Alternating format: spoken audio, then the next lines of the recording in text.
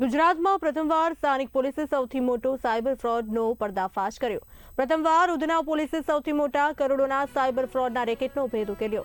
Udhna police station ખાતે નોંધાયેલ કરોડોના સાયબર ફ્રોડના ગુનામાં વધુ એક ખુલાસો થયો હતો। કરોડોના સાયબર ફ્રોડના ગુનામાં ઉધના પોલીસે 4 આરોપીઓની ધરપકડ કરી। સાયબર ફ્રોડમાં સંડોવાયેલ એક આરોપી ગુનાના મહત્વના ડોક્યુમેન્ટ લઈ જઈ રહ્યો હોવાની બાતમી મળી હતી। આ ગુનામાં અગાઉ 25 આરોપીઓની ઉધના પોલીસે ધરપકડ કરી હતી। 164 એકાઉન્ટ્સમાંથી આશરે 90 લાખ જેટલી રકમનું ટ્રાન્ઝેક્શન થયું હોવાની માહિતી મળી।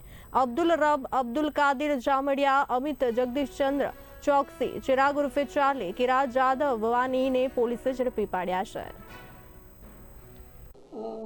એક સાયબર ફ્રોડનો ગુનો દાખલ થયેલો હતો, જેમાં અમારી પાસે એક ઇન્ફોર્મેશન હતી કે એક વ્યક્તિ છે એ પોતાની પાસે અત્યારે બેંકની ચેકબુક, પાસબુક, પોતાના બેંકના ડિટેલ્સ અને એક મેમોરેન્ડમ એટલે કે પાર્ટનરશિપની ડીડ લઈ અને જઈ રહ્યો છે।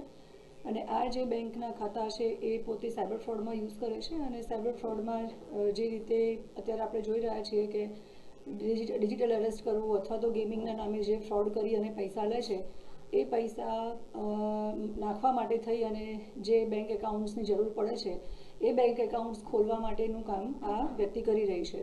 જે આધારે પોલીસ ઇન્વેસ્ટિગેશન્સ કર્યું, અમે એ વ્યક્તિને લઈ આવ્યા અને ઇન્વેસ્ટિગેશન્સ દરમિયાન એની પાસેથી ઘણા બધા બેંકના ખાતાઓ પણ મળેલા હતા।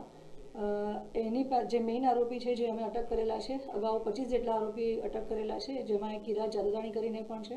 કિરાજ જાદવાણી જે મેઇન આરોપી છે એની ઓફિસનું જે સર્ચ અમે કર્યું એ વખતે અમને 164 જેટલા અલગ અલગ બેંકના કરંટ અને